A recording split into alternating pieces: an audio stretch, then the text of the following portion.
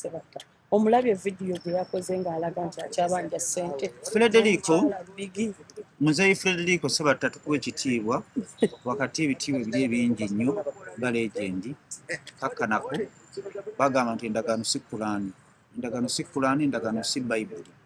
Ebyo ebintu ebibiri bye bitakyuka, ddala Kulaani tekyuka naye ebisigadde bikola bitya bikyuka. Omusajja bakwadde emyezi 78 promota n'abanga ssente ze yateekamu alina mu mabanja lwaki tubeera mu mutima gwe tubeeramu n'akasenge k'obuntu bulamu anti kyekugambye nti endagaano si Kulaani. Kugambye endagaano bino bintu bya nsi naye mu nsi muno kye tusinga okwetaaga buntu bulamu. Buntu bulamu mu mutima gwafuna akasenge k'obuntu bulamu. bamuwansamu asigala nga banja meka gyali milioni 10 promota alina amabanja n'ebivulu yabivuddemu. Gwomanyi bigi promota babeera ng'ali mu event gwomanyi abantu abamufuna ku promota ng'ategese batuuka ekiseera n'aba nga abivuddemu. Omanyi abantu bo bafiiriza emirimu kubanga promota bategeka ekivulu alina abantu bangi bawa emirimu. Y'omu ku promota akyasinza okuwa ba artist sente nnyingi. Ali mu byafaayo nti asooka okutegeka show stage n'egwa yawaka milioni 2.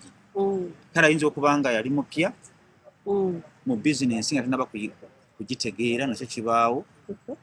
Kakati yakkiriza agaane neziyawadde Sebatta yakikoze mu butamanya.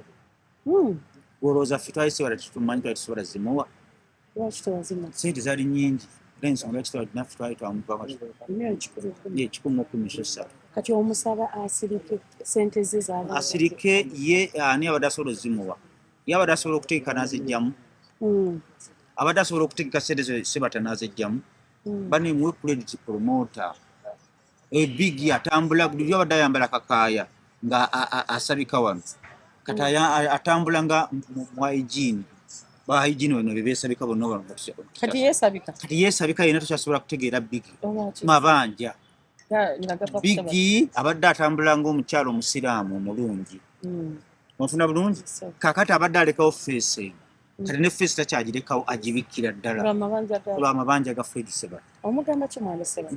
Muzeeyi Frederico Sebatta ebyendongo bimanyi omuyimbi ate oli mutegesi wa bivulu omanyi kitegeeza promota okusabwa milioni 10 banja milioni 10 wali badde omunoonya n'omukwata mu kifuba n'omugwa mu kifuba n'omugamba we bali kumutegekera konsati n'okivaako era mbadde nkusaba nga mukulu munno ate okimanyi ndi mukulu munno oba wa myaka 7 nze ndi wa 5 ndi mukulu munno siddamu kukulaba nkulagira nga mukulu munno siddamu kulaba ng'obanja big sente